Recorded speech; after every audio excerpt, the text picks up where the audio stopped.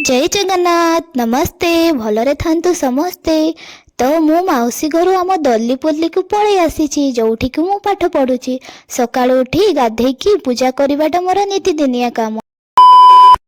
यही नहीं अभी और सुनिए। तो गाइस ए कुंभकर्ण जनक होछंती मो रूममेट आउ सकाळु उठी अलसुआ की कहला सुनो।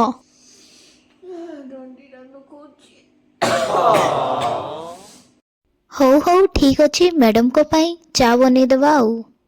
चा हे गला रेडी ने लो ने ने चा पी। तो चा पी सारी आमे लागी पड़िलु आम कार्यक्रम रे माने लंच रेडी करिबारे। ये बन रहा है हमारा भात डालमा आउ हरड़ डाली रो बड़ी तरकारी। अच्छा ठीक है समझ गया।